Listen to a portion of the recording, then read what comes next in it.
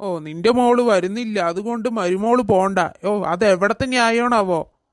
അതൊക്കെ പണ്ട് പണ്ട് നിന്റെ അമ്മായിമ്മന്റെ കാലത്ത്. എൻ്റെ അമ്മ നിന്നോട് അങ്ങനെയൊന്നും ചെയ്തിട്ടില്ലല്ലോ. അപ്പൊ നീയും ചെയ്യണ്ട അങ്ങനെ. മനസ്സിലായോടി? ആ മനസ്സിലായി.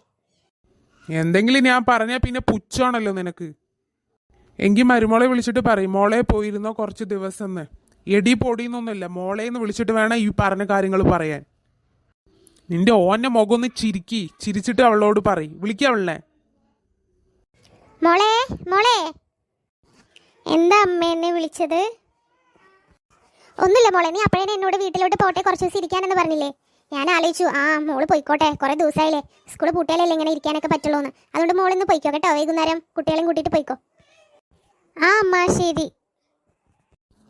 എങ്കിൽ മോള് പോയിട്ട് ഡ്രസ്സൊക്കെ പാക്ക് ചെയ്തോ, അച്ഛൻ കൊണ്ടാക്കി തരാം.